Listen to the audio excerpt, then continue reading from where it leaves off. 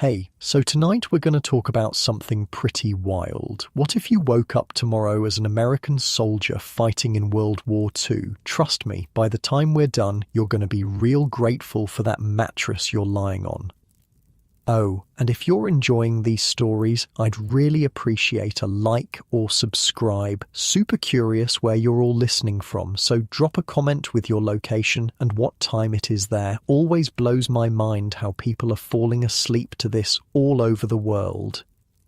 All right, find that cozy spot. Take a nice slow breath and just let your body sink into whatever you're lying on. We're heading back to January 1945 into the frozen forests of eastern France. So, congratulations. You just woke up in eastern France. It's January 1945 and you're absolutely freezing. Not the kind of cold where you grab another blanket. I mean bone deep, can't feel your toes, frozen eyelashes, cold.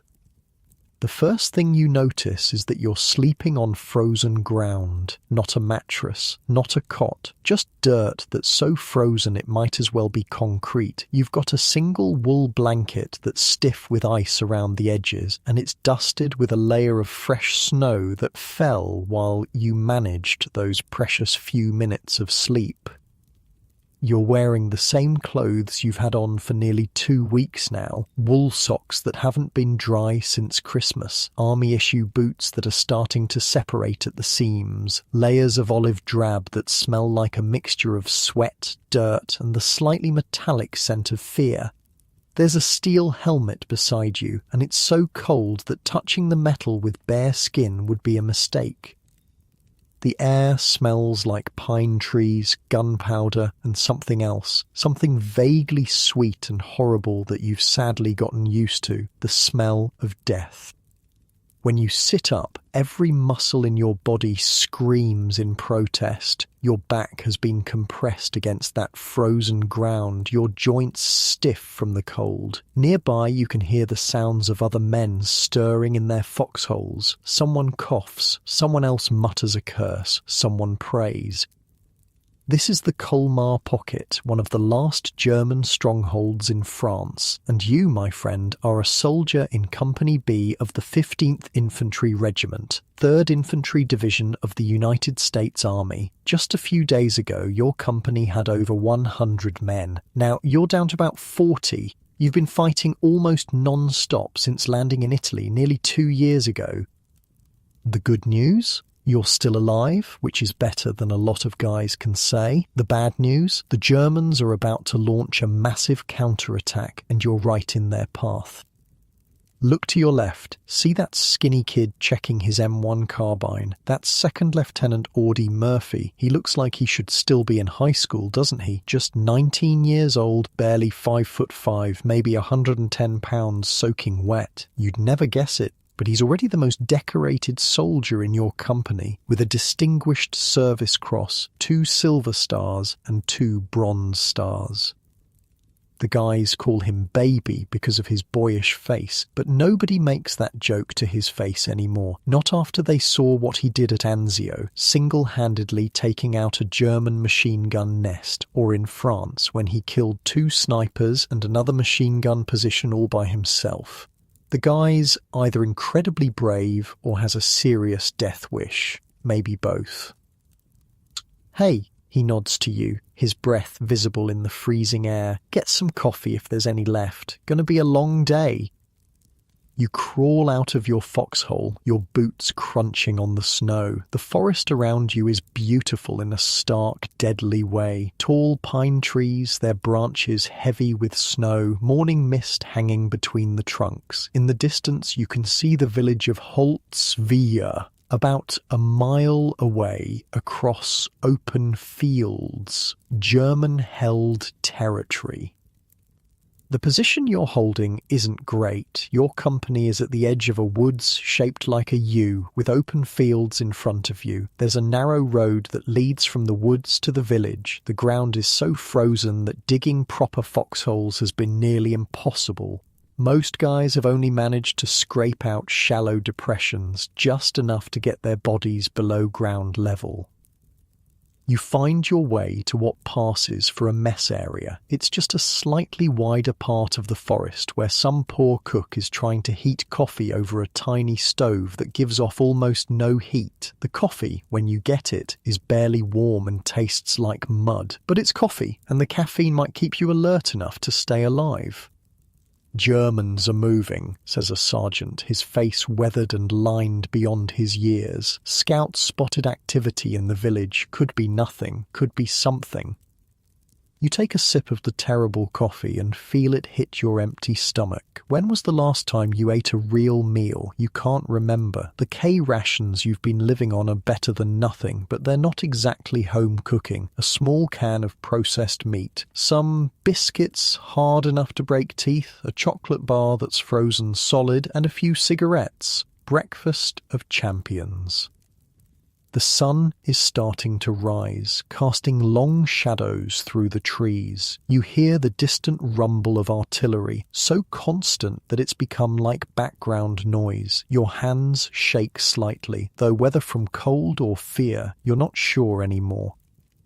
Lieutenant Murphy is moving among the men, checking positions, offering words of encouragement. Despite his size and age, there's something about him that inspires confidence. Maybe it's the calm way he speaks, or the fact that he's survived so much already. When he looks at you, his eyes are older than his face. "Keep your head down today," he tells you. Something feels off. Back at your foxhole, you check your gear. Your M1 Garand rifle is your most valuable possession. 8 rounds in the clip, the metal cold against your gloved hands. You have several more clips in your ammunition pouches. Your canteen is half full of water that's partially frozen. You have a first aid packet, a bayonet, and a few grenades. Not much to stake your life on, but it's all you've got. Around 2 p.m, everything changes. First, there's the sound, a rumbling that's different from artillery. It's mechanical, rhythmic, getting louder. Tank engines. "They're coming!" someone shouts, and suddenly everyone is alert, weapons ready. From the village of Holtzwihr, emerging from the mist, you see them. 6 German tanks, massive metal beasts crawling across the snow-covered field toward your position. Behind them, moving in skirmish order, are German infantry. Not just a few, hundreds of them. Someone near you whispers, "Jesus Christ." The odds are impossible. 40 of you against hundreds of them, plus tanks. Your company has nothing that can stop a German Panther tank. Nothing except the 2 M10 tank destroyers that have been supporting you. One is positioned on the road leading to the village. The other, about 40 yards ahead toward Holtzwihr. Lieutenant Murphy is on the radio calling for artillery support. His voice is steady, but you can see the tension in his shoulders. This is bad, really bad. The German artillery opens up and the world becomes noise and chaos. Shells explode among the trees, sending splinters and shrapnel flying in all directions. You press yourself into your shallow foxhole, trying to become one with the frozen earth. When you dare to look up, you see one of your M10 tank destroyers get hit. There's a flash, an explosion, and the commander and gunner are just gone. The surviving crew abandons the burning vehicle and runs for the trees. The second M10 is firing continuously, trying to slow the German advance, but its shells are bouncing off the frontal armour of the Panthers. Then it tries to back up into the tree line for better cover, slides off the road and gets stuck in a drainage ditch. Its gun now useless. Lieutenant Murphy is shouting orders. "Fall back to the secondary position. Move!" You know what this means. Your current position is untenable. There's a stronger defensive line prepared a few hundred meters deeper in the woods, but someone has to cover the withdrawal. Murphy speaks into his field telephone, calling in artillery coordinates. He's standing fully exposed, directing fire on the advancing Germans. You think he must be insane, but you're also grateful that someone is keeping the Germans busy while you retreat. As you move back through the trees, staying low, you look over your shoulder. What you see stops you in your tracks. Murphy is still there, alone now. The rest of the company is retreating. The M10 tank destroyer is burning, billowing black smoke, and Murphy climbs on top of it. He's taken position behind the .50 caliber machine gun mounted on the burning tank destroyer. German bullets and artillery are impacting all around him. The tank could explode at any moment, but there he is, firing the heavy machine gun at the advancing German infantry, cutting them down in swaths. You can't hear what he's saying over the din of battle, but later you'll learn that when the artillery coordinator asked how close the Germans were, Murphy responded, "Just hold the phone and I'll let you talk to one of the bastards." For an hour, Murphy stays on that burning tank destroyer, firing the .50 cal, calling in artillery strikes, holding off hundreds of German troops by himself. You watch from the tree line as the Germans try to flank him, as tank rounds explode near him, as the M10 is repeatedly hit and engulfed in smoke. Twice, you're certain he's been killed. Twice, he emerges from the smoke, still firing. The ground around the tank destroyer becomes littered with German dead. The attack falters, stalls, and finally begins to recede. Only then does Murphy climb down from the burning vehicle and walk back toward the American lines. He's limping from a leg wound, but he refuses evacuation. Instead, he organizes a counterattack, leading what's left of Company B back to reclaim the original position. The Germans retreat all the way back to Holzwehr. Later, you'll learn that Murphy killed or wounded approximately 50 German soldiers by himself. He stopped an attack by 6 tanks and 250 infantry. He saved what remained of Company B from certain destruction. As darkness falls, you're back in your foxhole at the edge of the woods. The temperature is dropping again. Your hands are numb, your feet blocks of ice. You're exhausted beyond belief, but somehow still alive. Murphy moves among the men, checking on everyone, making sure the wounded are being treated. When he passes your position, you notice that despite everything, his hands are steady. "Get some rest," he tells you. "They'll be back tomorrow."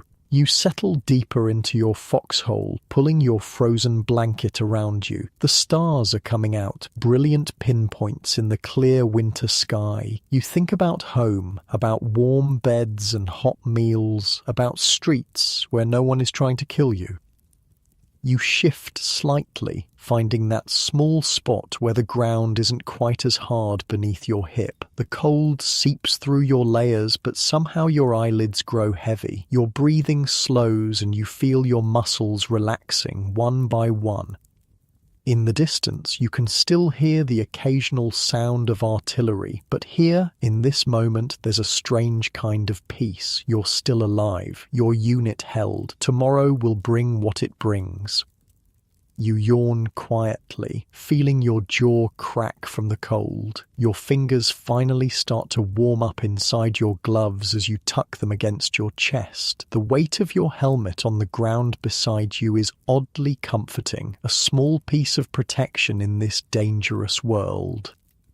You take another slow, deep breath, watching it cloud in the freezing air and settle in for another night in the frozen forests of France, where the snow continues to fall gently through the pine branches above. Morning comes too soon in the frozen forest, not with the gentle transition of sunlight through curtains, but with the harsh voice of a sergeant kicking the bottom of your foxhole. "Up and at 'em, soldier. Germans didn't go home just 'cause you're tired." Your body feels like it's made of lead and broken glass. Every joint aches from the cold. Your back is one solid knot of pain from sleeping on frozen ground. Your mouth tastes like you've been chewing on pennies. The temperature dropped even further overnight. They say it's the coldest winter in Europe in decades. You believe it. Ice has formed on the inside of your helmet where your breath froze. Your canteen is now a solid block of ice. Even your shoelaces are stiff and uncooperative as you try to tighten your boots. Around you, the other men of Company B are going through the same morning ritual, groaning as they stretch frozen limbs, cursing as they discover which parts of their equipment have frozen overnight, trying to light cigarettes with numb fingers. "Hey, pass the matches," says the guy in the next foxhole over. He's new, a replacement who arrived just 3 days ago, Jenkins or Johnson or something. They come and go so fast nowadays that you barely bother learning names. Mine are wet. You toss him your matchbook. He's young, maybe 18, with a round face that still has baby fat. Poor kid looks like he should be delivering newspapers, not fighting Nazis. He'll either toughen up quick or he'll die. There's not much middle ground out here. The sound of artillery starts up again in the distance. German 88s, probably. The distinctive crump, crump, crump has become as familiar as your own heartbeat. You've learned to tell the difference between outgoing and incoming. These are outgoing German shells headed somewhere else. Small mercies. Breakfast, such as it is, comes in the form of more K rations. The waxed cardboard box contains a small tin of powdered eggs that you mix with a little water to form a pale yellow paste. There's also a couple of rock-hard biscuits, a small chocolate bar that's frozen solid, and more of that awful instant coffee, gourmet dining army style. You eat mechanically, not because it tastes good, but because you need the calories. The cold burns energy faster than summer combat. Just staying warm is a battle in itself. Lieutenant Murphy appears, walking the line and checking positions. There's a bandage visible under his pant leg where he was wounded yesterday, but he moves without any obvious pain. His face is gaunt, cheekbones sharp under skin that's weathered beyond his years. He nods to you as he passes. "Any movement from the village?" he asks. "Nothing yet, sir," you reply. "All quiet since dawn." He grunts acknowledgement. "They took a beating yesterday, but they'll be back. Keep your eyes open." You watch him move on, speaking briefly with each man. He looks tired. Hell, everyone looks tired, but there's a quiet competence about him that inspires confidence. You've seen officers who lead from far behind the lines, who treat enlisted men like disposable game pieces. Murphy isn't like that. He's right here in the dirt with you. The morning passes slowly, the mind-numbing boredom of war, hurry up and wait, hours of nothing punctuated by moments of sheer terror. You spend the time cleaning your rifle. The M1 Garand is a solid piece of engineering, but it needs care, especially in these conditions. You field strip it, wiping down each part with an oily rag to prevent rust. The 8-round clip system is a vast improvement over the old bolt-action Springfield from the last war. Your dad served in France in 1918 carrying one of those. He rarely talked about it. Around noon, a jeep arrives with mail and supplies. Letters from home are worth more than gold out here. You get 2, one from your mum and one from your girl back in Ohio. You save them, tucking them inside your jacket. Letters are best read in private, where no one can see if they make you cry. There are also fresh socks, which might as well be Christmas presents. Nothing matters more in winter combat than keeping your feet dry. Trenchfoot has taken more men out of action than German bullets. You change your socks immediately, massaging feeling back into your toes.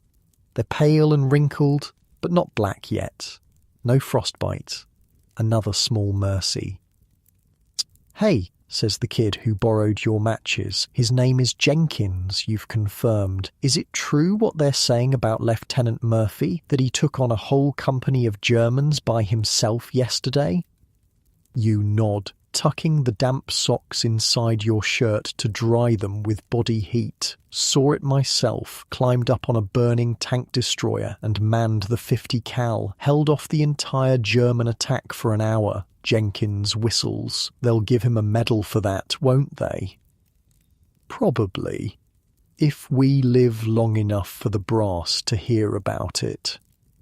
It's not that you're trying to scare the kid, but out here, hope is a dangerous thing. Better to expect the worst and be pleasantly surprised than the other way around.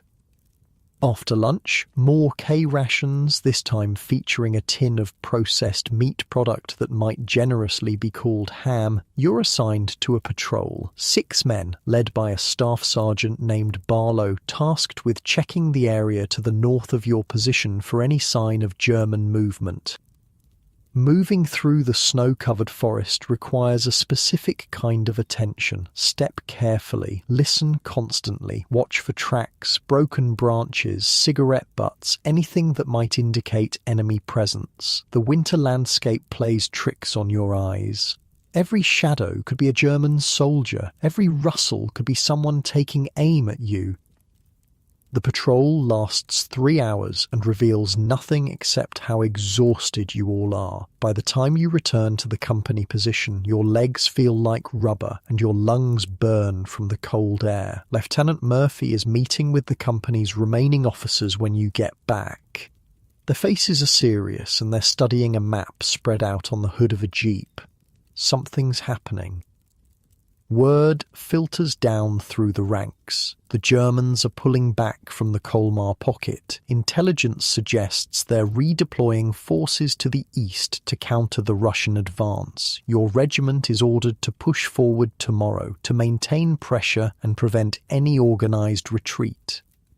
That night, you eat your dinner K-ration, sitting on the edge of your foxhole, watching the sunset paint the snow-covered landscape in shades of pink and gold. It would be beautiful if it weren't a battlefield. Jenkins sits nearby, writing a letter home by the last of the daylight.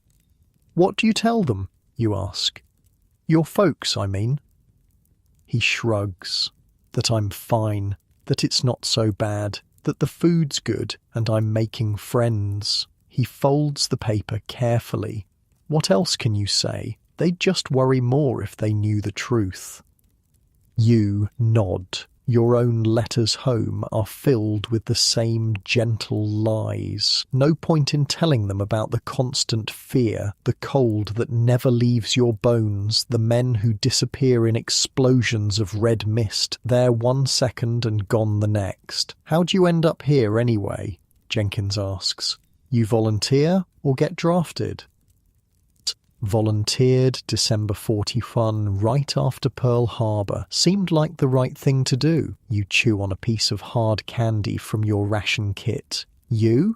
Drafted August last year. Hadn't even finished high school. You're about to respond when a whistle cuts through the air, followed by the unmistakable sound of an incoming artillery shell. Your body reacts before your mind, diving into the foxhole. Jenkins follows a split second later, landing on top of you as the world explodes.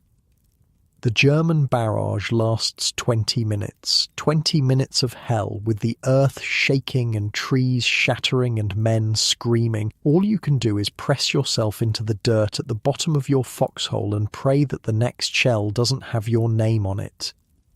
When it finally stops, the silence is almost as shocking as the noise was. Your ears ring. Dirt and pine needles have somehow gotten inside your clothes, your mouth, everywhere. You spit and blink, trying to clear your senses. "You okay?" you ask Jenkins, who's still half on top of you. He nods, his face pale in the growing darkness. Yeah, I think so." Slowly, carefully, you both peek over the edge of the foxhole. The forest has been transformed. Where there were once tall pines, there are now splintered stumps. Craters pockmark the snow. The air smells of cordite and burning wood. Voices call out in the gloom. Officers and NCOs checking on their men. You hear Murphy's voice somewhere to your left, calm and steady. Or, "Medic, we need a medic here." The cry comes from nearby. You and Jenkins scramble out of your foxhole and move toward the sound. In the adjacent position, 2 men are bent over a third. Even in the fading light, you can see that the ground around them is dark with blood. It's Barlow, the sergeant who led your patrol earlier. He's been hit with shrapnel, a jagged piece of metal protruding from his thigh. His face is grey with shock and pain. The medic arrives, pushing past you with his bag of supplies. "Give me some space, fellas, and someone find me a goddamn light. No wine, sir." You pull out your Zippo and flick it on, holding it steady so the medic can see. He cuts away Barlow's pant leg, revealing a wound that makes your stomach turn. The sergeant grits his teeth, refusing to cry out even as the medic probes the injury. "You're going to be okay, Sarge," the medic says, working quickly to clean and bandage the wound. "This is your ticket home." Barlow shakes his head weakly. "Can't leave my boys." "Not your choice, I'm afraid. This needs surgery." Two men arrive with a stretcher and they carefully load Barlow onto it. He reaches out and grabs your arm as they lift him. "Keep an eye on the new kid," he says, nodding toward Jenkins. "He's greener than grass." You nod. "Will do, Sarge. See you stateside."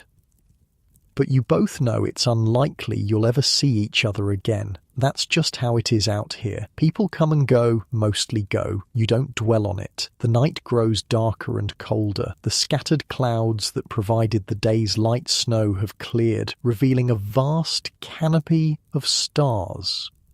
The beauty of it strikes you as almost obscene given the carnage on the ground. Lieutenant Murphy calls a meeting of the NCOs and a few experienced privates, including you. The German artillery barrage was likely a prelude to another attack, he explains. The enemy knows you're pushing forward tomorrow and wants to disrupt your preparations. "Double the watch tonight," he orders. 2 men per position, 4-hour shifts. I want eyes on that village all night long. You're assigned the midnight to 4 a.m. watch with Jenkins. When the time comes, you settle into your foxhole together, rifle across your knees, eyes straining to pierce the darkness. The temperature has plummeted and your breath forms small clouds in front of your face. "How do you stand it?" Jenkins whispers after about an hour of silence. "The waiting, I mean, knowing they're out there, might be watching us right now." You consider the question. You just do. You focus on the next minute, the next hour. Don't think too far ahead. "I'm scared," he admits. "All the time. Everyone is. Only liars and crazy people say they aren't afraid out here." The conversation drops off after that. The cold makes talking an effort, and anyway, you need to listen more than you need to chat. The night is alive with small sounds, the creak of frozen branches, the distant rumble of vehicles, the occasional pop of a flare illuminating the no man's land between your position and the village. Around 3 a.m, you spot movement at the edge of the woods. You tense, raising your rifle, but it's just a deer, a small doe picking her way delicately through the snow. She freezes when she senses you, her large eyes reflecting the starlight. For a long moment you stare at each other, 2 living things in a landscape of death. Then she turns and bounds away, white tail flashing in the darkness. When your watch ends, you wake the next shift and crawl back into your sleeping position. Despite the cold and discomfort, exhaustion claims you quickly. Your dreams are a jumbled mess of home and war, faces of friends both living and dead, the sound of your mother's voice mixed with the whistle of falling artillery. Dawn arrives with a thin grey light that does little to warm the frozen landscape, but there's a change in the air, a sense of anticipation. Today, you move forward. Today, you take the fight to the enemy. As you prepare your gear for the advance, Lieutenant Murphy passes by your position. He looks even more tired than yesterday, if that's possible, but his eyes are clear and focused. "All ready?" he asks simply. You nod, securing your helmet strap. "Ready, sir." He clasps your shoulder briefly, the weight of his hand solid and reassuring through your layers of clothing. We push to the village, clear any resistance, and keep going. 1 foot in front of the other. That's how we win this thing. The company forms up along the edge of the woods, facing the open field that leads to Holtzwihr. The morning fog is lifting, revealing the scars from yesterday's battle, the burned-out tank destroyer, the dark forms of fallen German soldiers still lying in the snow, the churned earth from artillery impacts. You check your rifle one last time, making sure a round is chambered. Beside you, Jenkins is doing the same, his movements mechanical, face set in a mask of determination. He catches your eye and gives a small nod. He's terrified, but he'll move forward anyway. That's courage. Right there. The signal comes down the line. It's time. You take a deep breath of the cold air, feeling it fill your lungs. Your heart is pounding, but your hands are steady. You've done this before, you'll do it again, one foot in front of the other, like Murphy said.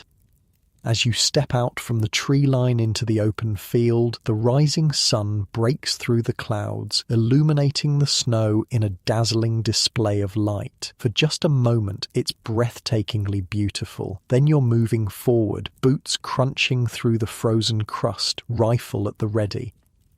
You shift slightly, adjusting your weight as you walk. The rhythm of marching forces your muscles to warm up, to loosen. Your breathing falls into a steady pattern, in through the nose, out through the mouth. Nice and easy, that's it. One step and then another, moving toward whatever comes next. The morning light growing stronger with each passing minute. The village of Holtzwihr looms ahead, a cluster of stone buildings with red tile roofs, now partially covered with snow. Smoke rises from a few chimneys. It looks almost peaceful from a distance, like something from a Christmas card. It's hard to believe it's full of Germans trying to kill you.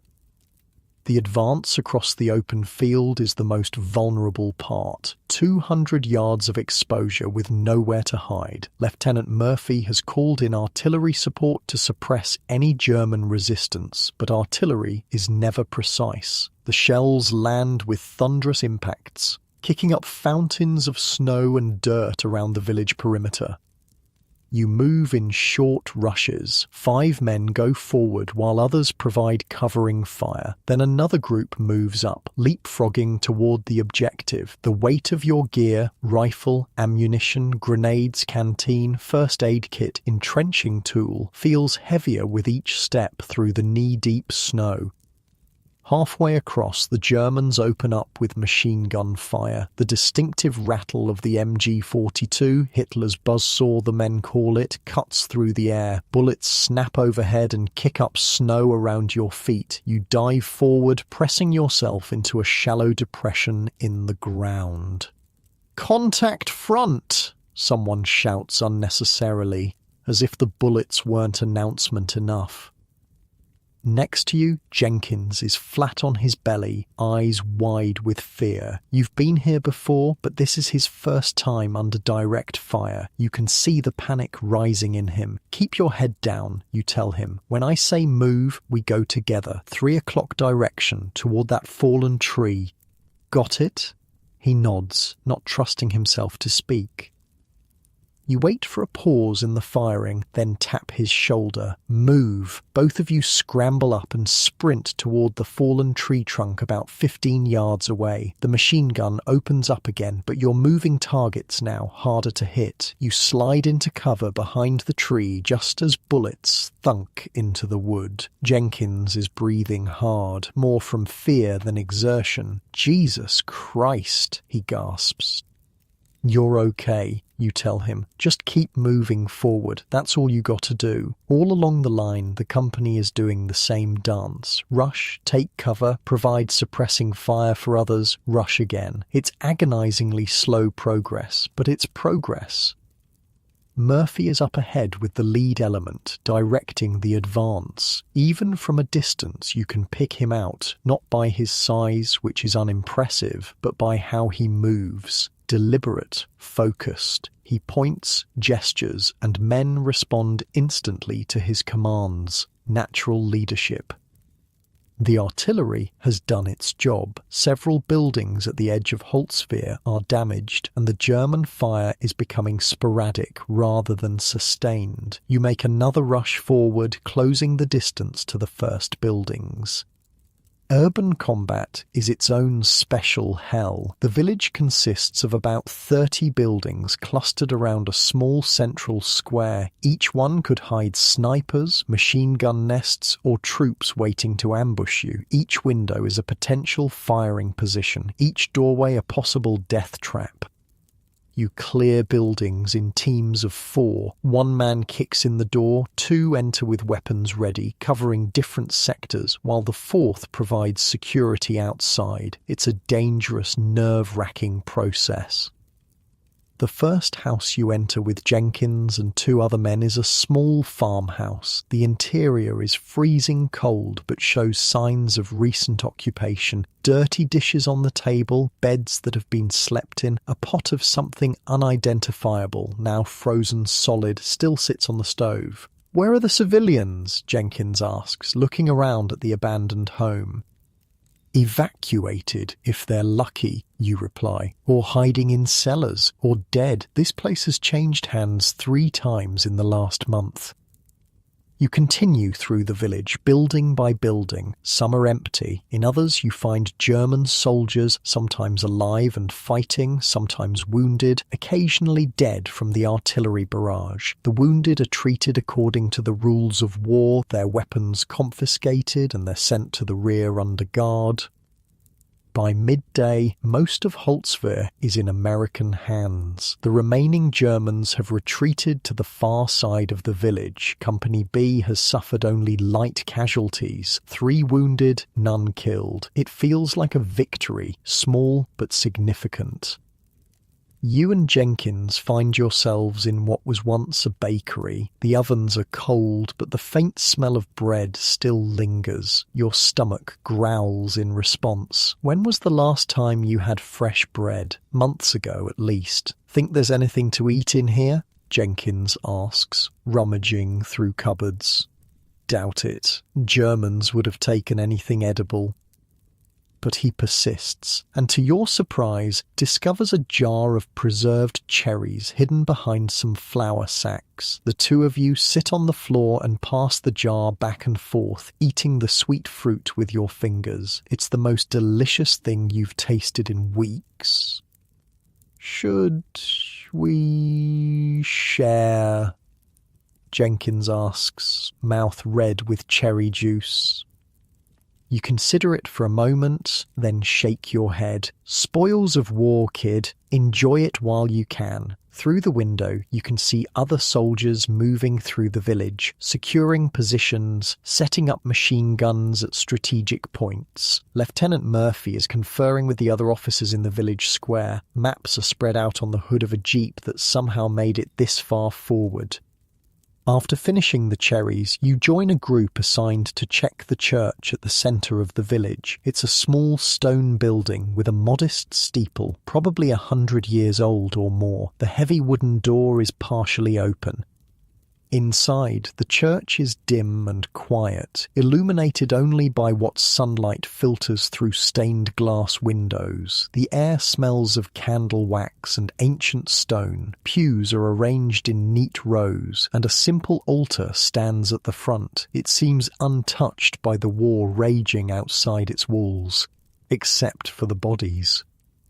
In the front pew, an elderly couple sits side by side, hands clasped together. From behind, they might be praying, but when you approach, you see the small, neat holes in the backs of their heads, execution style. "Why?" Jenkins asks softly. "They were just old people." You've seen this before. Collaborators, maybe, or suspected of helping the Americans, or just in the way. Doesn't take much reason in war. The sight sobers everyone. This is what you're fighting against. Not just an army, but the kind of thinking that makes executing old people in a church seem reasonable. You help carry the bodies outside for proper burial when time permits. The ground is too frozen to dig graves now, but someone covers them with a tarp and weighs it down with stones. By late afternoon, the company has established a defensive perimeter around Holtzwehr. Machine guns are positioned to cover all approaches. Foxholes and fighting positions are dug where the ground allows it, or improvised behind walls and in ditches where the earth is too frozen. The Germans will likely counterattack, and you need to be ready. You're assigned to a two-man position at the northeast corner of the village in what was once a garden. A low stone wall provides some cover, and you've managed to scrape out a shallow depression behind it. Jenkins is your partner again. The kid seems to have attached himself to you, like a duckling imprinting on the first thing it sees. As the winter sun begins to set, casting long blue shadows across the snow, Lieutenant Murphy makes his rounds, checking positions. He stops at yours, crouching down beside the wall. "How's the ammo situation?" he asks. 6 clips for the M1, 2 grenades, you report. Jenkins has about the same.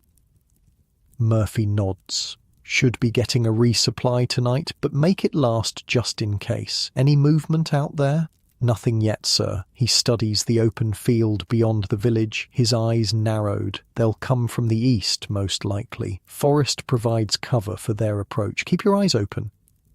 After he moves on, Jenkins turns to you. "You think we'll hold this place?" You consider the question. "We'll try. That's all we can do."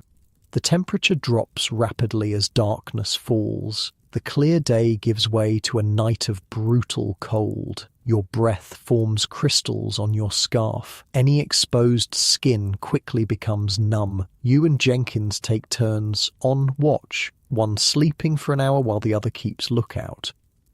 Sleep, when it comes, is fitful and unsatisfying. You dream of warmth, of home, of a bed with actual sheets. You wake to Jenkins shaking your shoulder, his face ghostly in the moonlight. "Your turn," he whispers. You sit up, stiff and aching. Every joint protests the movement. You're getting too old for this, you think, though you're only 23. But it's not the years that age you in war. It's the miles, the endless walking, the carrying of heavy loads, the diving for cover, the nights on frozen ground. Your body feels used up, worn out. Taking your position at the wall, you scan the darkness beyond. The moon is nearly full, casting enough light to see the field and the edge of the forest beyond. Nothing moves except occasional swirls of snow blown by the wind. The silence is complete, broken only by the soft sounds of your own breathing. This is the hardest part of war, not the fighting, but the waiting, the endless hours of vigilance when nothing happens. Your mind plays tricks on you. Shadows become enemy soldiers. Wind sounds like whispered German commands. Fatigue makes your eyes see movement where there is none. During these quiet hours, thoughts of home are both comfort and torture. You think of your parents' house in Ohio, the smell of your mother's cooking, the sound of your father's laugh. You think of your girl, Sarah, and wonder if she's still waiting for you. Her letters say she is, but you've seen how war changes relationships. Distance stretches the bonds between people until sometimes they snap.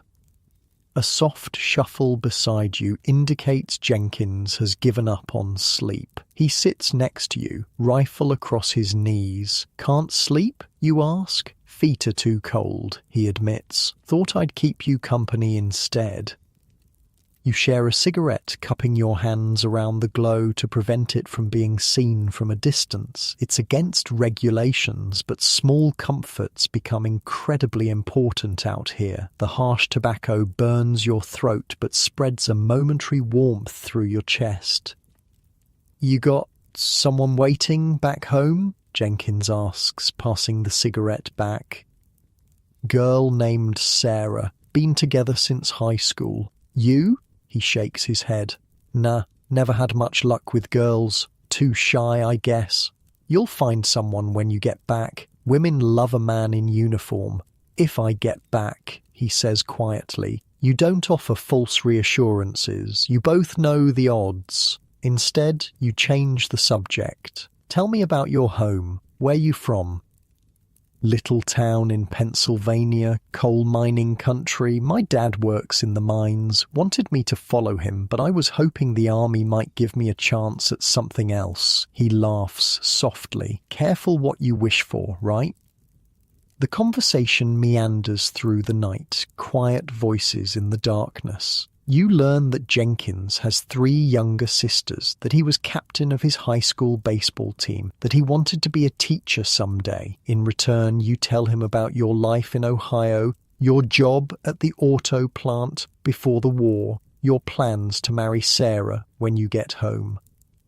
These quiet exchanges of personal history serve a purpose beyond passing time. They forge bonds between soldiers, create a sense of shared humanity in the midst of inhumanity, and they remind you what you're fighting for, not just abstract concepts like freedom or democracy, but the simple right to go home and live your life.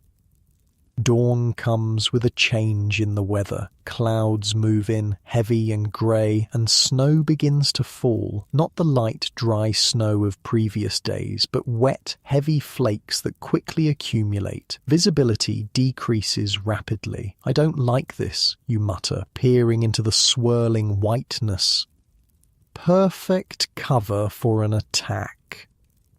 As if summoned by your words, the sound of artillery fire erupts from beyond the forest. Shells whistle overhead and impact throughout the village with deafening explosions. You and Jenkins press yourselves into your shallow foxhole as debris rains down around you.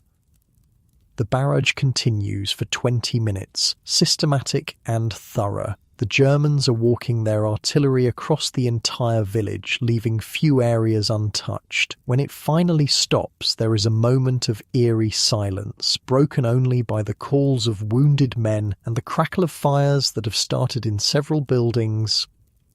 Here they come, you say, spotting movement at the forest edge, dark figures emerging from the trees, advancing through the snow. A lot of them, at least a company strength, maybe more.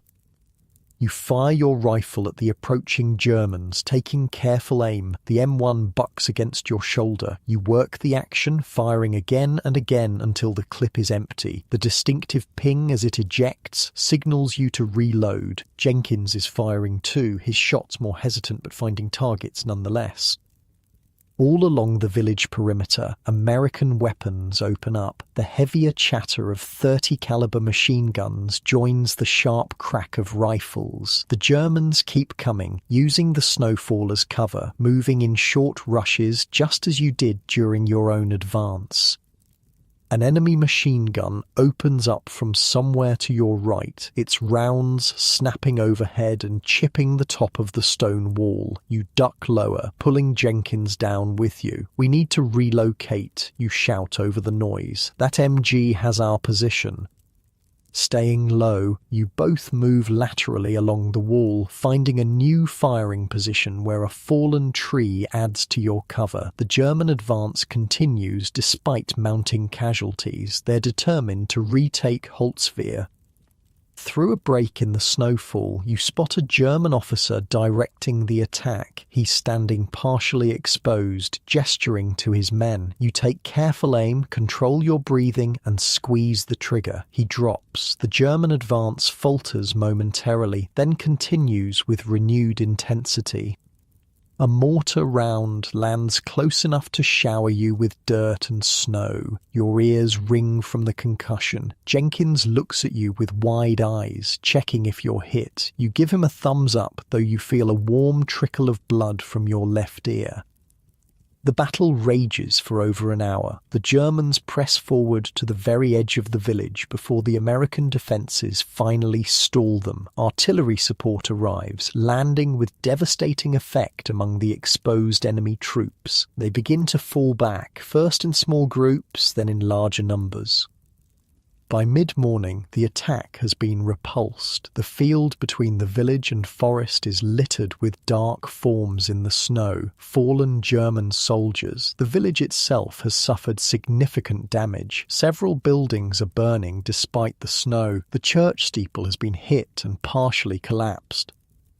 Medics move among the American positions, treating the wounded. You help Jenkins bandage a minor shrapnel wound on his arm, nothing serious enough to send him to the rear. Your own ear has stopped bleeding, though the ringing continues. Lieutenant Murphy appears, moving quickly from position to position, assessing the situation. His uniform is dirty and torn, and there's a smear of blood on his face that might not be his own. He looks exhausted but alert. "Good work holding the line," he tells you. "We've got reports of more German units moving in from the north. They're not done with us yet." "How long are we supposed to hold this place, sir?" you ask. He gives you a grim smile. "Until we're relieved or overrun, hopefully the former." The day continues with sporadic fighting. German snipers take shots at careless Americans who expose themselves. Random artillery shells land in the village, keeping everyone on edge. You and Jenkins take turns sleeping in 2-hour shifts, neither of you ever fully letting your guard down. The snow continues to fall, gradually burying the evidence of battle. White shrouds form over the bodies in the field. The village grows quiet, except for the occasional crack of a rifle or distant explosion. During one of your rest periods, you find a relatively intact cellar beneath a damaged house. It's warmer underground, protected from the wind and snow. You and Jenkins create a small sanctuary there, hanging a blanket over the entrance to block the light from your single candle. In this tiny pocket of relative safety, you allow yourselves to relax slightly. You share a can of meat from your K rations, using a bayonet as a makeshift utensil. Jenkins produces a battered deck of cards, and you play a few hands of gin rummy to pass the time. "You think we'll push forward tomorrow?" he asks, discarding a 3 of clubs. "Probably. Depends on what intelligence says about German positions. One village at a time, that's how we win this thing. One village at a time," he repeats, almost to himself. "Seems like it'll take forever. Won't be forever. Germans are running out of men, out of supplies. We keep pushing. They keep retreating. Eventually, they'll break." You don't mention the cost, how many American lives it will take to reach that eventual victory. You don't talk about the replacements who arrive each week to fill the gaps left by the dead and wounded. You don't share your private fear that you won't be one of the ones who makes it home. When darkness falls completely, you return to your defensive position. The snow has stopped and the clouds have cleared, revealing a sky filled with stars. The temperature plummets again. The cold seeps through your layers, making your fingers stiff on your rifle. Sometime after midnight, in the darkest hours, you hear a soft sound from Jenkins. At first, you think he's talking in his sleep, but then you realize he's crying, trying to muffle the sound with his sleeve. You pretend not to notice. Crying isn't uncommon out here, especially among the newer men. The constant fear, the exhaustion, the cold, the homesickness. It builds up until something has to give. Better to let it out quietly in the darkness than to break when it matters. After a while, he stops and wipes his face with a gloved hand. "Sorry," he whispers. "Nothing to be sorry for," you reply. "Get some rest. I'll wake you if anything happens." He settles back, his breathing gradually steadying. You keep watch over him and the dark landscape beyond, guardian of this small moment of vulnerability. The weight of your rifle is familiar and reassuring in your hands. The night stretches on, star-filled and silent. In the distance, an occasional flare illuminates the sky, briefly turning the snow-covered landscape silver before fading. Your breath forms clouds that drift away on the gentle wind. Despite the cold and danger, there's a strange peace in these quiet hours. You feel your muscles gradually relaxing as you settle into the rhythm of the watch. Your breathing slows and deepens. The tension in your shoulders begins to ease, bit by bit. You shift slightly, finding a more comfortable position against the stone wall. The village sleeps around you, damaged but still standing. Tomorrow will bring what it brings. More fighting, most likely. But for now, in this moment, there is just the night, the stars, and the soft sound of Jenkins breathing beside you. You tuck your hands inside your jacket for warmth, feeling your fingers begin to thaw. Nice and easy, that's it. Just breathe and watch and wait. The weight of your helmet is solid and reassuring on your head. You take another slow breath, letting it out gradually, watching it cloud in the frigid air as your muscles continue to loosen one by one while the stars wheel slowly overhead.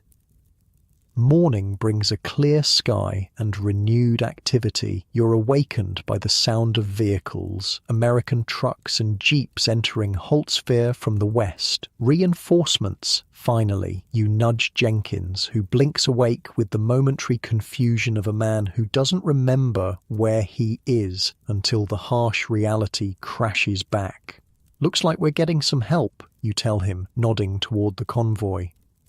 Fresh troops spill from the trucks, their uniforms still relatively clean, their faces lacking the hollow-eyed exhaustion that marks the veterans. They look around at the battle-damaged village with expressions ranging from curiosity to apprehension. Lieutenant Murphy meets with the newly arrived officers while the company sergeants organize distribution of supplies. You and Jenkins join the line for ammunition resupply, each receiving 3 bandoliers of M1 clips. The quartermaster also hands out fresh socks and, miracle of miracles, chocolate bars.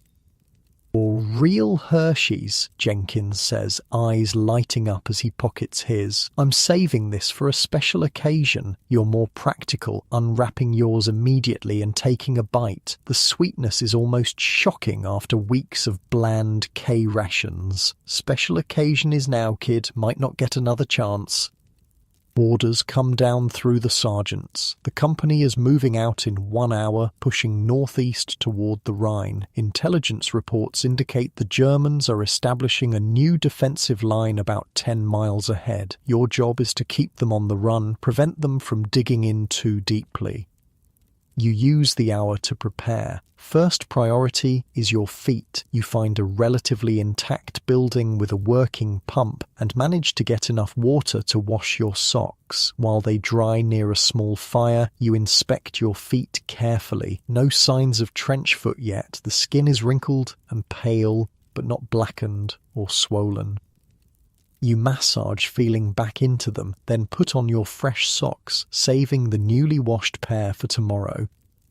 Jenkins follows your example. His feet are in worse shape, with blisters on both heels, but still functional. You show him how to apply strips of adhesive tape over the raw spots before putting on fresh socks. "Thanks," he says. "My dad always said take care of your feet, and they'll take care of you."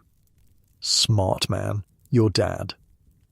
The weapons come next. You break down your M1 Garand completely, cleaning each part with meticulous care. Sand, dirt, and moisture are the enemies of any firearm, and in combat, a jammed rifle means death. You reassemble it, work the action to make sure it's smooth, then load a fresh clip. By the time the order comes to move out, you're as ready as you'll ever be. Company B forms up on the northeastern edge of Holtzville, with Lieutenant Murphy at the front. He looks better after a few hours of rest, some of the tension gone from his face. "We're pushing to Jebsheim," he tells the assembled men, pointing to a spot on his map, about 8 miles northeast. "Germans are falling back, but they'll fight delay actions all the way. Stay alert, keep intervals between men, and watch the tree lines." The advance begins under a cold winter sun. The snowfall from yesterday has left about 6 inches of fresh powder covering the battlefield. It's beautiful in a desolate way, the pure white broken only by tank tracks and the dark shapes of fallen soldiers that no one has had time to bury. Moving through snow is exhausting work. Each step requires lifting your boot clear and then plunging it down again. The constant resistance saps your strength hour by hour. The column moves slowly, with scouts ranging ahead and to the flanks.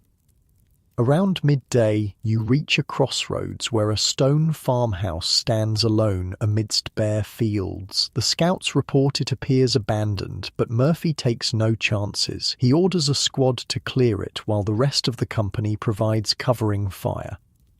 You watch as the squad approaches the building cautiously. They're using proper technique, 2 men covering the door while a third kicks it in, then rapid entry with weapons ready. But something feels wrong. The house is too quiet, too still. Your instinct proves correct when the windows suddenly fill with the muzzle flashes of German weapons. The farmhouse was a trap, a perfect ambush position covering the crossroads. 2 Americans go down immediately, caught in the open. Contact front. The call goes up as everyone drops to the snow, returning fire. The Germans have at least 1 machine gun inside the stone building, its distinctive sound cutting through the general cacophony. Lieutenant Murphy is already organizing the response, directing a light machine gun team to set up and provide suppressing fire. He calls for the bazooka team, knowing that the stone walls will provide excellent protection against rifle fire. The company medic, braving the German fire, crawls out to the fallen men. He manages to drag one back to safety, but the other is clearly beyond help, his blood a vivid crimson against the white snow. The bazooka team moves into position, taking aim at the farmhouse. The backblast sends up a cloud of snow as the rocket launches with a whoosh. It strikes the building with a thunderous impact, blowing a hole in the wall. A second rocket follows, then a third. After the last explosion, there's a moment of silence. Then white fabric appears in one of the shattered windows, a surrender flag. 4 German soldiers emerge slowly, hands raised. They're young, not much older than Jenkins, with the gaunt faces of men who've been on short rations for too long. Their uniforms are worn and patched, lacking the quality of earlier German equipment. As they're searched and disarmed, one of them speaks halting English. "War is over for us," he says, not meeting your eyes. "Better to live." You feel no hatred for these men, just a weary recognition. They're soldiers doing their job same as you. Had the circumstances been reversed, you might have been the one surrendering. The Germans are sent to the rear under guard, and the advance continues. The incident at the farmhouse has cost you time and 1 man, but it could have been much worse. Murphy seems to take the loss personally, though, his face grim as he reorganizes the column. The day wears on, the miles passing slowly under your boots. The terrain changes, becoming more wooded, with gentle hills replacing the flat fields around Holtzwihr. Each patch of forest, each hill crest presents a potential ambush site, and the company moves with increasing caution. Late in the afternoon, you spot something in the snow ahead, a single boot partially buried. Looking closer, you see it still attached to a leg, an American soldier half covered by snowdrift. His eyes stare sightlessly at the sky, his rifle still clutched in frozen hands. "3rd Battalion passed through here yesterday," Murphy says, coming up beside you. "They had some hard fighting." You kneel and check the dead soldiers' dog tags. James Mitchell from Tennessee, someone you've never met, yet bound to you by the uniform you share. You close his eyes and cover his face with his scarf, the small dignity you can offer. "Should we bury him, sir?" Jenkins asks. Murphy shakes his head. "Graves registration will come through after us. They'll take care of him. We need to keep moving. It's a harsh reality of war. The dead must wait while the living continue the fight. You mark the location on your map so the body can be found later, then rejoin the advance." By nightfall, you've covered about 6 miles. Not as far as planned, but decent progress given the conditions. The company establishes a defensive perimeter in a small copse of trees that offers some shelter from the wind. No fires are permitted this close to enemy lines. So dinner is another cold meal of K rations. As darkness settles, so does the cold, even more intense than previous nights. The temperature must be well below 0. Your canteen freezes solid within an hour. Your breath forms ice crystals on your scarf and collar. Even blinking becomes painful as moisture freezes on your eyelashes. "How cold do you think it is?" Jenkins asks, his teeth chattering as he huddles next to you in your shared foxhole. "Too damn cold to measure," you reply. "But I was in Bastogne last month. This feels worse." To conserve body heat, you sit shoulder to shoulder, sharing a single blanket draped over both of you. It's not enough, but it's better than nothing. Sleep comes in brief snatches, interrupted by the need to move, to stamp your feet, to keep blood flowing to your extremities. Around midnight, snow begins to fall again, big fat flakes that accumulate quickly. Within an hour, there's a fresh 3 inches covering everything. It actually helps with the cold, providing an insulating layer over your foxhole, but it also reduces visibility to near 0. Perfect conditions for a German counterattack. It comes just before dawn, when human resistance is at its lowest ebb. First, the mortars, dozens of shells raining down on your position with terrifying accuracy. The Germans have had time to register their fires on this location. You and Jenkins press yourselves into the bottom of your foxhole as the world explodes around you. Dirt, snow, and tree fragments rain down. The noise is deafening, physical, a pressure against your eardrums. Then, through the falling snow, dark figures appear. German infantry, dressed in white winter camouflage, moving forward in the wake of the mortar barrage. They're hard to spot, ghostly shapes in the swirling snow. "Contact front," the cry goes up, and American weapons begin to fire. Your own M1 bucks against your shoulder as you aim at the advancing figures. Jenkins is firing too, his earlier hesitation gone, replaced by the mechanical necessity of combat.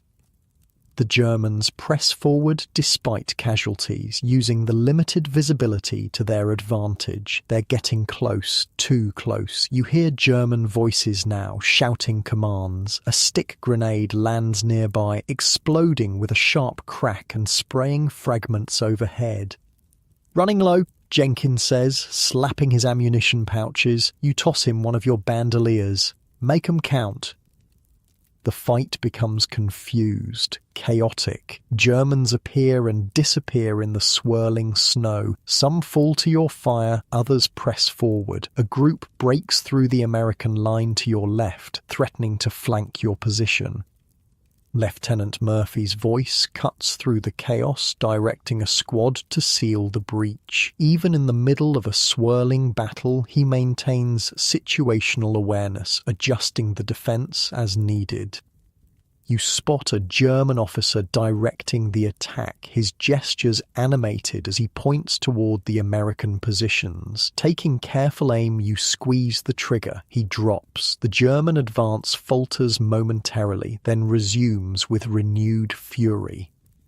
A machine gun opens up to your right, American, from the sound. Its steady chatter cuts through the German ranks, forcing them to seek cover. Murphy has positioned his assets well, creating interlocking fields of fire. For 20 minutes, the battle rages at close quarters. You fire until your rifle becomes too hot to touch, despite the freezing air. Jenkins does the same. The snow around your position is churned and blackened by explosions, littered with brass casings and discarded equipment. Then, as suddenly as it began, the German attack breaks. The remaining white-clad figures withdraw, dragging their wounded with them. They fade into the swirling snow like ghosts, leaving only their dead behind. In the sudden quiet, you can hear wounded men calling for medics, both American and German voices, united in pain if nothing else. The company medics move forward, treating the injured regardless of uniform. Jenkins slumps back against the side of the foxhole, his face streaked with dirt and powder residue. "That was close," he says, voice shaking slightly. "Too close," you agree, checking your ammunition. You're down to your last clip. Lieutenant Murphy moves along the line, checking positions, reassuring the men. When he reaches your foxhole, you can see the strain on his face, though his voice remains steady. "Good work holding the line," he says. "We've got reports they're pulling back to Jebsheim. We'll push forward once it's light enough to see." "Ammunition's running low, sir," you report. "Resupplies coming up. Should be here within the hour." He pauses, looking at Jenkins. "You okay, Private?" Jenkins nods, straightening up. "Yes, sir. Ready to move." Murphy claps him on the shoulder. "Good man." As he moves on, Jenkins looks at you with something like wonder. "Lieutenant remembered my name. He makes a point of knowing his men," you tell him. "It's why we'd follow him anywhere." The sky gradually lightens, though the snow continues to fall. The battlefield reveals itself in the growing light, a landscape transformed by violence. Shell craters pockmark the ground, trees stand shattered, their splintered trunks pointing accusingly at the sky. Dark shapes lie half buried in snow, some moving faintly, others eternally still. The promised ammunition resupply arrives, carried forward by a squad from the support company. You receive 2 bandoliers of M1 clips and a few grenades. There's also a thermos of hot coffee, a luxury that seems almost obscene in its normalcy. You and Jenkins take turns sipping the steaming liquid, feeling warmth spread through your bodies for the first time in days. It's a small pleasure, but out here, small pleasures are all you have. The company reorganizes for the advance. Casualties have been relatively light. 3 killed, 7 wounded badly enough to be evacuated. Others with minor wounds choose to stay with the unit. Among infantrymen, there's an unspoken code. You don't leave your buddies unless you absolutely can't continue. By mid-morning, the snow has stopped and visibility improves. The company moves out, advancing cautiously through the broken landscape. You're in the second squad, with Jenkins still at your side. Lieutenant Murphy leads from the front, as always. The day passes in a blur of weariness and vigilance, miles of snow-covered terrain, occasional exchanges of fire with German rearguards, brief halts to rest and reorient. Your world narrows to the ground immediately in front of you, the weight of your rifle, the rhythm of your breathing. By late afternoon, you can see Jebsheim in the distance, another village, much like Holzwehr, with stone buildings and a small church steeple. Smoke rises from several locations, evidence of fighting. The sound of artillery grows louder. The 3rd Battalion is already engaged there. Company B halts in a wooded area about half a mile from the village. Lieutenant Murphy gathers the squad leaders for a briefing while the rest of you take the opportunity to rest. You sit with your back against a tree, massaging feeling back into your feet. Jenkins collapses beside you, so tired he can barely keep his eyes open. "Almost there," you tell him. "Jebsheim's the last major strong point before the Rhine. Once we take it, Germany's on the defensive for good." He nods, too exhausted for words. You hand him your canteen, which has thawed enough to provide a few swallows of water. He drinks gratefully, then passes it back. The brief rest ends all too soon. The squad leaders return with orders. Company B will support 3rd Battalion's attack on Jebsheim, moving in from the southwest while they press from the west. H hour is 1800, just before dusk.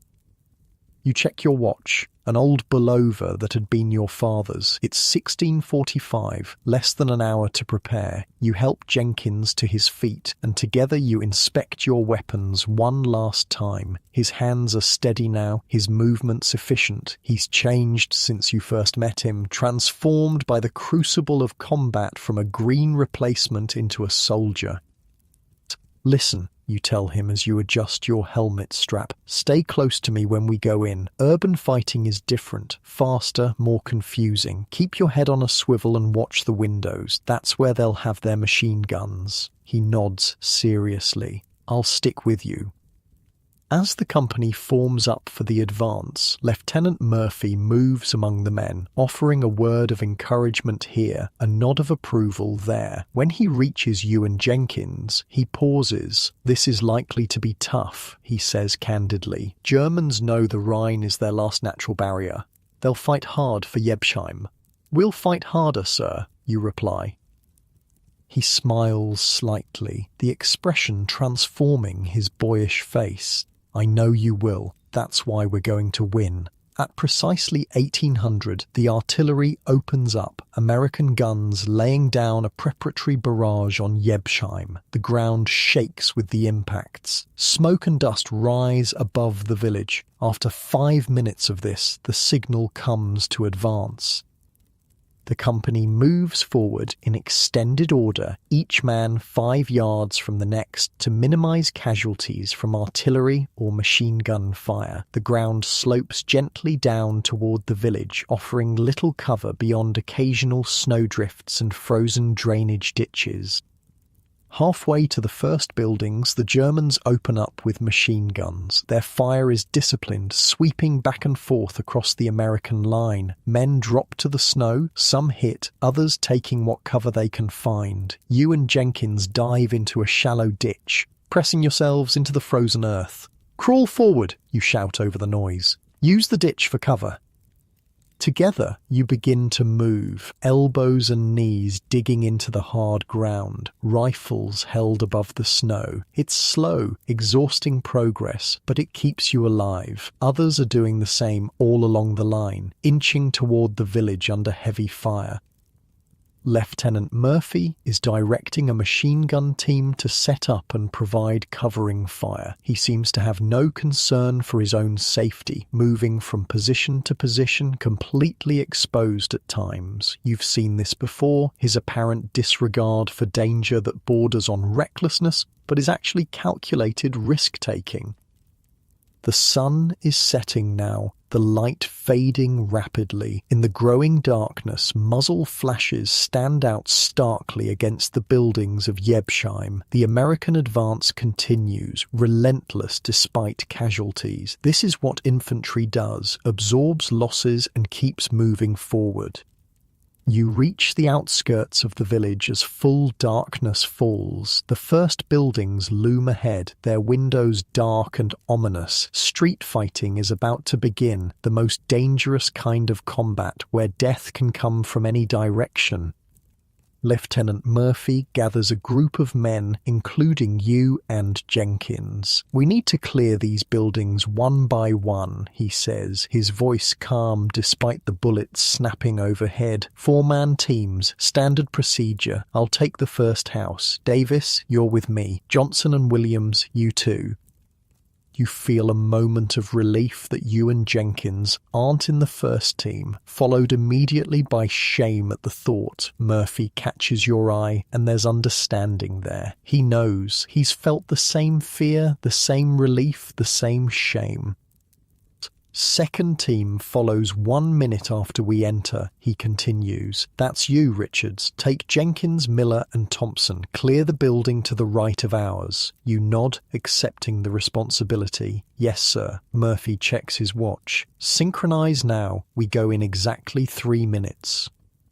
Those 3 minutes stretch endlessly as you prepare. You explain the procedure to Jenkins again, making sure he understands his role. Second man in, covering the left side of each room while you take the right. Miller and Thompson will secure the rear and provide backup. Remember, speed and violence of action, you tell him. Move fast, shoot first, ask questions later. Anyone inside is assumed hostile until proven otherwise. His face is pale in the darkness, but his jaw is set with determination. I'm ready. At the designated time, Murphy's team moves forward. They approach the first building, a 2-story stone house with shuttered windows. Murphy signals and Davis kicks in the door. They enter rapidly, weapons at the ready. The sound of gunfire erupts from inside almost immediately.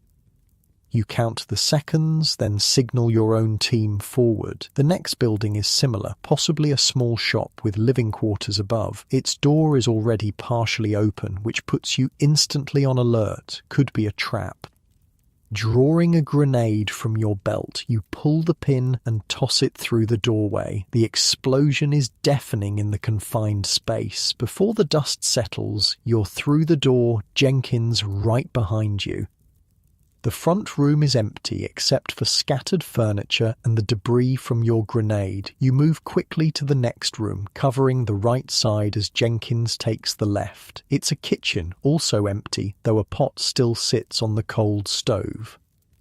Miller and Thompson secure the ground floor while you and Jenkins head upstairs, moving carefully on the creaking wooden steps. At the top is a small landing with doors leading to what must be bedrooms. The first room is empty. The second contains an elderly German couple, huddled together on a bed, terrified by the sounds of battle and your violent entry. You lower your rifle slightly. Nicht schießen, the old man pleads. Don't shoot. Wir sind Zivilisten, his wife adds. We are civilians. You use your limited German to tell them to stay put, that you're not here to harm non-combatants. They nod vigorously, clearly willing to agree to anything that keeps them alive. The rest of the house proves empty of any military threat. You station Thompson to watch the civilians while the rest of you continue clearing the building, checking closets, underbeds, anywhere a soldier might hide. Outside, the sounds of battle continue. House by house, building by building, the village is being cleared. It's slow, dangerous work. Occasionally, the night is split by the sound of grenades or the longer bursts of automatic weapons fire. Flares illuminate the scene sporadically, casting harsh white light and deep shadows that make the familiar strange and threatening. After clearing your assigned building, you regroup outside. Murphy's team has secured their objective as well, though Davis has a minor wound from flying debris. We keep moving, Murphy orders. Next block of buildings, same teams.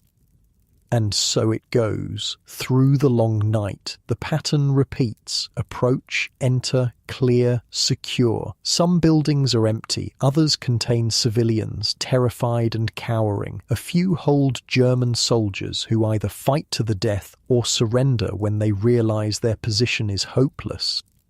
By dawn, about half of Jebsheim is in American hands. The Germans still hold the northern section, centered around the church. They've established a strong defensive position there, with machine guns covering the approaches and snipers in the bell tower.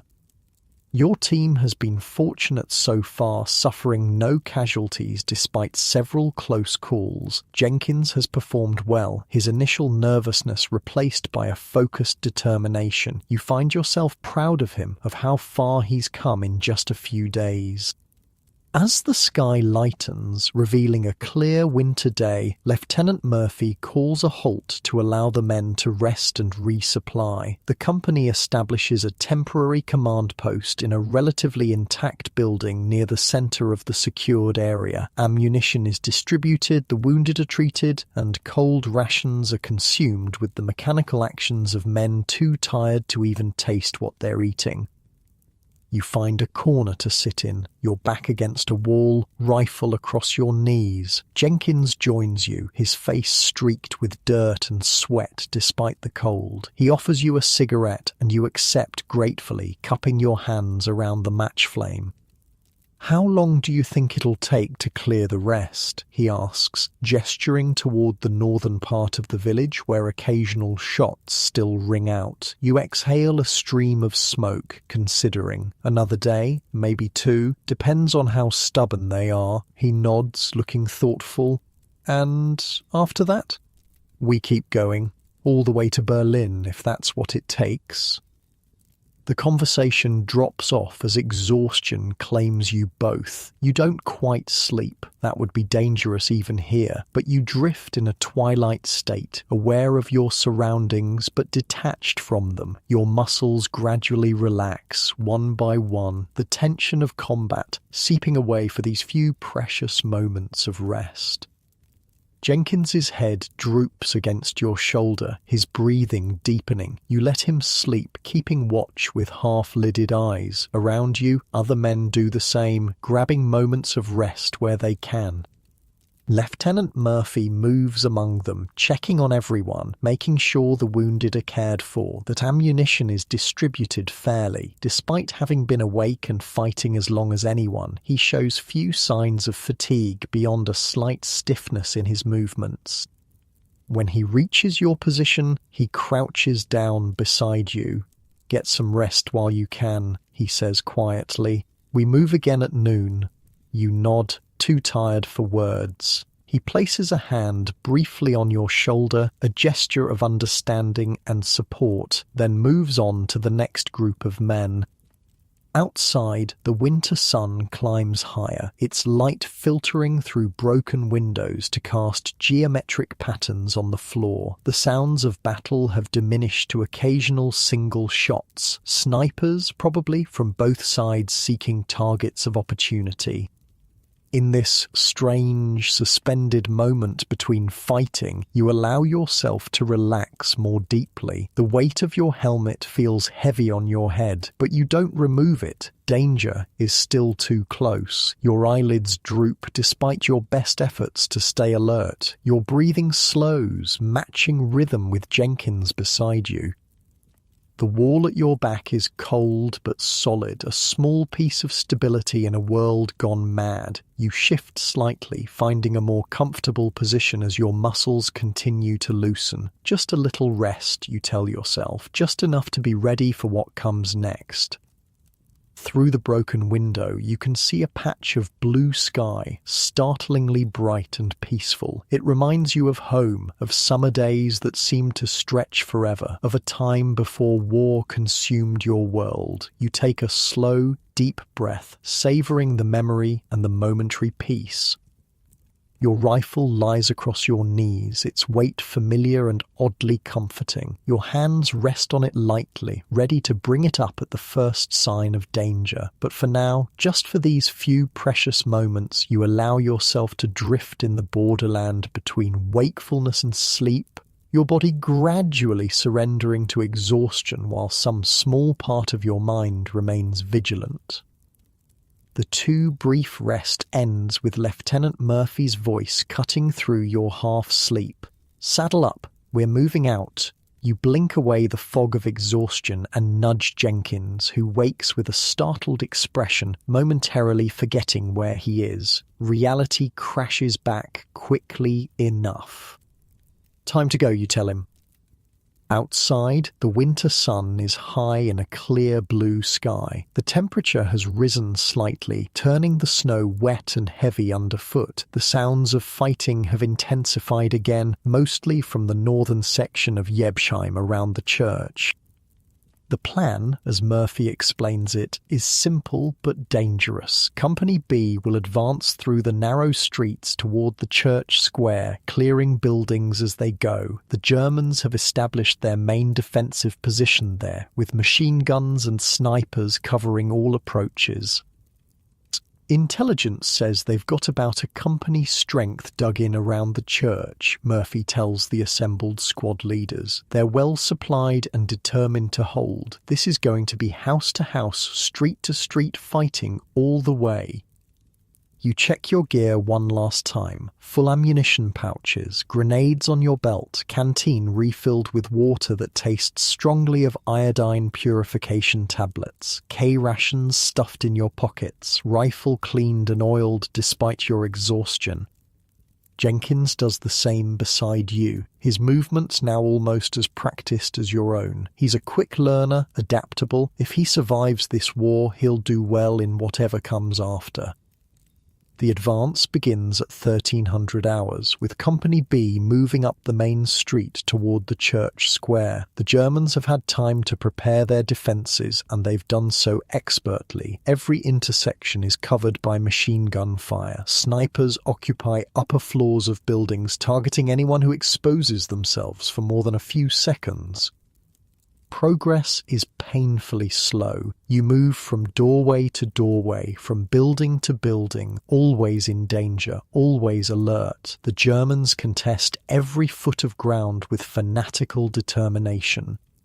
In the third house you clear, you find a German sniper set up in an upstairs bedroom. He's young, barely old enough to shave, but he manages to get off a shot that misses you by inches before Jenkins puts a bullet through his chest. The boy, and he is just a boy, looks surprised as he dies, as if he never really believed it could happen to him.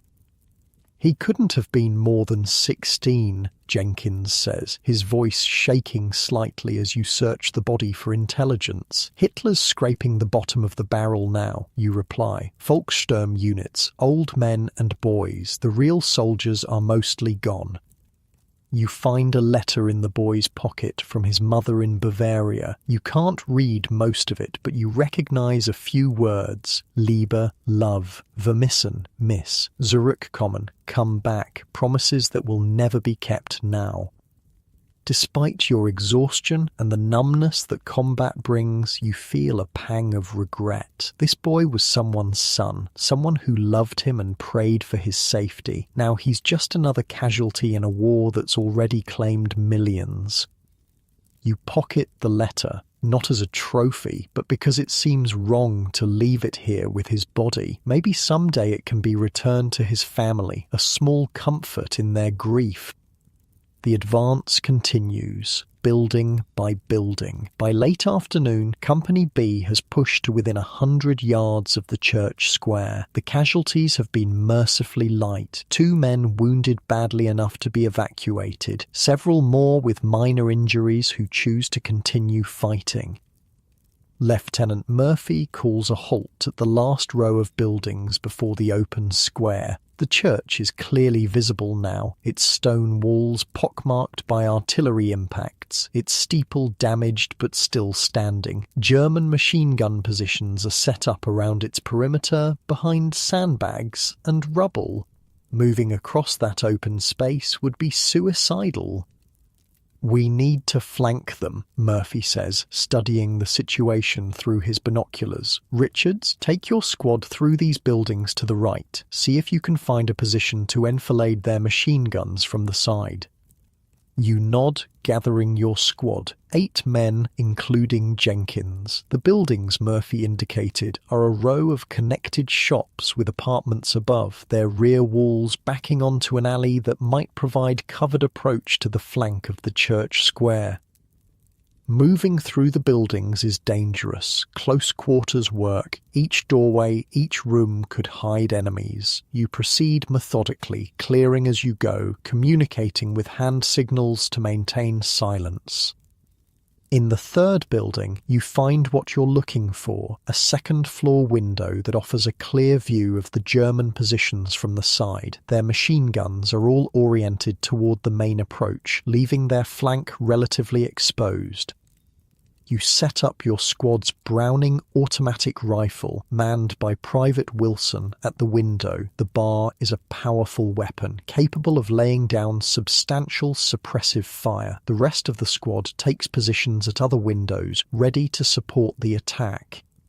Using your field telephone, you report the situation to Lieutenant Murphy. "We're in position, sir. Clear field of fire on their right flank. Ready when you are." "Good work," comes his reply. "Stand by. Artillery support in 5 minutes, then we go." Those 5 minutes stretch endlessly as you wait, watching the German positions through your rifle sights. They're unaware of your presence, still focused on the main street. You can see them clearly, about 20 men around the church, with more presumably inside. Their faces are drawn with exhaustion, much like your own, but they maintain their vigilance. Then the artillery begins. American 105mm howitzers laying down a barrage around the church. Not directly on it, the stone building would provide excellent protection, but close enough to force the Germans to keep their heads down. "Fire!" you shout, and Wilson opens up with the bar. The heavy rounds tear into the exposed flank of the German position, catching them completely by surprise. The rest of your squad adds rifle fire, creating a deadly crossfire. Simultaneously, Murphy leads the main element of Company B in a frontal assault across the square. It's a dangerous gambit, but with artillery support and your flanking fire, they have a chance. The Germans respond with desperate courage, turning some of their weapons toward your position while continuing to engage the main attack. Bullets shatter the window glass around you, forcing you to duck and shift position constantly. Jenkins is beside you, firing steadily, his face set in concentration. He's a different person from the nervous replacement who arrived just days ago. Combat changes men quickly, either breaking them or hardening them. Jenkins has hardened. The battle for the church square lasts 20 minutes. 20 minutes of intense, close-range fighting that seems to stretch for hours. The Germans contest every yard, but they're caught in a crossfire they can't escape. One by one, their positions are overrun or silenced. When it's over, the square is in American hands. The few surviving Germans retreat northward or surrender. The cost has been high. 4 men from Company B killed, another dozen wounded. But Jepsheim's church square, the last major German strongpoint, has fallen. You lead your squad down to join the main element. The church itself still needs to be cleared. There could be Germans inside, using it as a last redoubt. Lieutenant Murphy organizes a team to enter, choosing you to lead it. "Take 4 men," he orders. "Go in fast and thorough. Watch for booby traps." You select Jenkins and 3 others. The heavy wooden door of the church is partially destroyed by artillery. You approach cautiously, watching for movement, for any sign of defenders. "Grenades first," you instruct. 2 men toss fragmentation grenades through the doorway. The explosions echo inside the stone building, followed by silence. "Go!" you command, and the team rushes through the doorway, weapons ready. The interior of the church is a scene of destruction and sacrilege, pews overturned to form barricades, the altar used as a machine gun position, ammunition boxes stacked in front of religious statues, windows shattered, the colourful stained glass lying in shards across the stone floor. But there are no defenders, only the dead. 3 German soldiers lie among the debris, victims of the grenades or earlier artillery. The rest have fled or surrendered. As you clear the bell tower, a dangerous climb up narrow, winding stairs, you reflect on the irony of fighting and dying in a house of God. The Germans had turned this sacred space into a fortress, and you've turned it back into a charnel house. Such is the nature of war. It corrupts everything it touches. From the top of the tower, you can see the entire village and the surrounding countryside. To the north, the last German units are retreating toward the Rhine, harried by American artillery. To the south and west, the American forces are consolidating their gains, setting up defensive positions, treating the wounded. The Rhine itself is visible in the distance, a silver ribbon cutting through the winter landscape. Beyond it lies Germany proper, the enemy's homeland. The war is far from over, but the momentum has shifted irrevocably. The Germans are on the defensive now, fighting for their own soil rather than occupied territories.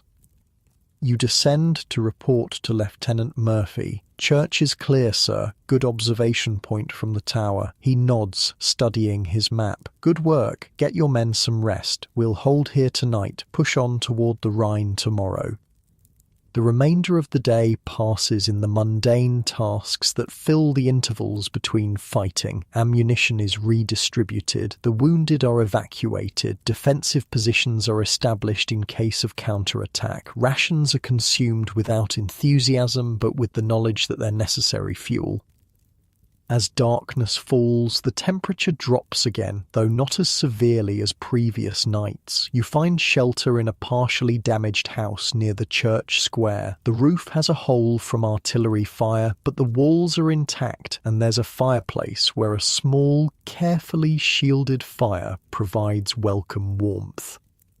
Jenkins sits beside you, cleaning his rifle with mechanical precision. His face in the firelight looks older, the boyishness fading under the stresses of combat and constant vigilance. "Do you think we'll make it?" he asks suddenly. "All the way to the end, I mean." You consider the question, poking at the fire with a stick. "Some of us will, some won't. That's just how it is."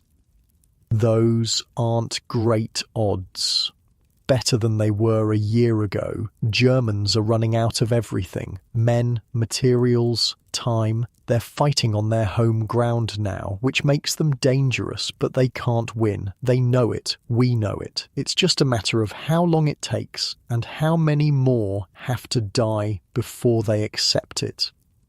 He nods, reassembling his rifle with practiced movements. "If I make it, I'm going to be a teacher like I planned. Tell kids about all this. Make sure they understand what it cost." "That's good," you say. "Someone needs to remember." The conversation drifts as exhaustion claims you both. Jenkins wraps himself in a blanket and falls asleep sitting up, his back against the wall. You maintain watch a while longer, staring into the dying embers of the fire, lost in thoughts of home and what awaits after the war, if you survive to see it. Eventually, sleep becomes unavoidable. You arrange your gear within easy reach, place your helmet beside you, and settle into the least uncomfortable position possible. The sounds of the village at night drift through the damaged roof, occasional shots in the distance, the murmur of men on watch, the creak of buildings settling. Your mind wanders back over the past few days, the defense of Holtzwihr, Murphy's incredible stand on the burning tank destroyer, the advance to Jebsheim, the house-to-house fighting, so much death and destruction, and for what? So that people back home can live without fear, can go about their daily lives in peace and safety. Is it worth it? On nights like this, cold and exhausted and far from home, it's hard to say. But in the morning, you'll get up and continue the advance, because that's what soldiers do. They keep going until the job is done, or until they can't go any further. In later years, long after the war, you'll remember these moments with a clarity that surprises you. The terror and the boredom, the camaraderie and the loneliness, the way time seemed to stretch and compress in combat, seconds lasting hours, days passing in a blur, the smells and sounds that never quite leave your memory. You'll remember Lieutenant Audie Murphy, the unlikely hero who went on to receive the Medal of Honor for his stand at Holtzwihr, who became the most decorated American soldier of the war. You'll see his face on movie posters because, yes, he becomes a Hollywood star after the war, and you'll think of him not as the celebrity but as the tired young officer who led from the front, who knew each man's name, who did what needed doing no matter the cost. You'll remember Jenkins too, the green replacement who became a soldier before your eyes. You'll wonder if he made it all the way home, if he became the teacher he wanted to be, if he told his students about the war and what it really meant. Most of all, you'll remember the cold, the bone-deep, relentless cold of that winter in France and Germany, the way it seeped into everything, made every task harder, every wound more painful, every moment of rest less restful. In the depths of January nights, decades later, you'll wake up reaching for a blanket that was never adequate, shivering with a phantom chill. But that's all in the future. For now, there is only this moment, a damaged house in a captured village, a dying fire, the sound of Jenkins breathing nearby, and the weight of your rifle within reach. Tomorrow will bring what it brings. For tonight, this small pocket of relative safety is enough. Your eyelids grow heavy as the fire dims to mere embers. The tension begins to leave your body, one muscle at a time. First your shoulders, dropping away from your ears, where you've been unconsciously holding them. Then your back, no longer quite so rigid against the wall. Your legs, stretched out before you, the ache of miles walked gradually fading.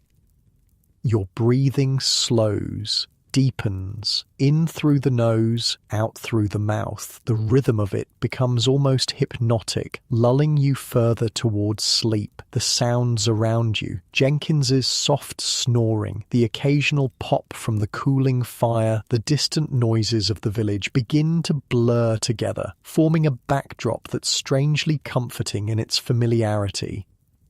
The weight of your body seems to increase, pressing you more firmly against the floor. It's not uncomfortable, just heavy, as if gravity has intensified. Your arms and legs feel pleasantly weighted, difficult to move, though you have no desire to do so. Your mind, which has been racing with tactical concerns and memories of home, begins to quiet. Thoughts still come, but they're slower now, less urgent. They drift past like leaves on a stream, requiring no action, no response, just observations to be noted and released. The cold that has been your constant companion for weeks seems less intrusive now. There's a warmth spreading from your core outward, reaching your limbs, your fingers and toes. Not the intense heat of a summer day, but the gentle warmth of a body at rest, conserving energy, preparing for sleep. Your heartbeat, which spikes with every explosion, every moment of danger, has settled into a steady, slower rhythm. Thump, thump, thump, thump, the most fundamental percussion, the baseline of existence. Thump, thump, thump, thump, reliable, constant, soothing. The lines between wakefulness and sleep begin to blur. Your awareness of your surroundings fades gradually, replaced by a floating sensation, as if you're drifting gently on a calm sea. The hard floor beneath you seems to soften, to cradle your body rather than resist it. Images form behind your closed eyelids, not the sharp, intrusive flashbacks of combat, but softer scenes, home, family, peaceful moments before the war. They don't demand attention or provoke emotion, they simply exist, comforting in their familiarity. The weight of your helmet beside you, the presence of your rifle within reach, the knowledge that others stand watch while you rest, all combine to create a bubble of security, however temporary, however illusory. For this moment at least you are safe, you can surrender to sleep. And so you do, slipping deeper into that velvet darkness where the war cannot follow, where there are no artillery barrages, no machine gun fire, no frozen foxholes or desperate advances, just stillness and peace and the blessed absence of fear. Your breathing has become so slow and regular now, each exhalation slightly longer than the one before. Your body feels wonderfully heavy, deliciously immobile. Even your thoughts have slowed to a trickle, then to occasional drops, and finally to nothing at all. In this moment, suspended between wakefulness and dreams, there is perfect peace. No past to regret, no future to fear. Just now, just this, just the gentle flow of breath and the steady beat of your heart and the comforting weight of exhaustion finally claiming its due.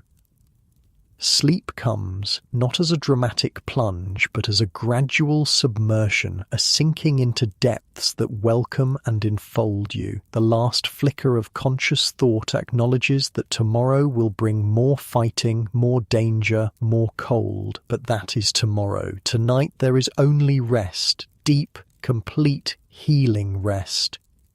And as you drift into that final surrender, one last image forms, not of war, but of home, of peace, of a world where young men don't huddle in frozen foxholes or clear shattered villages house by house. A world worth fighting for, worth surviving for. Sleep now, soldier. Sleep deeply and without dreams. The watch is kept, the perimeter is secure. Tomorrow's burdens will wait for tomorrow's strength. Tonight there is only this perfect stillness, this complete release, this blessed descent into the healing dark.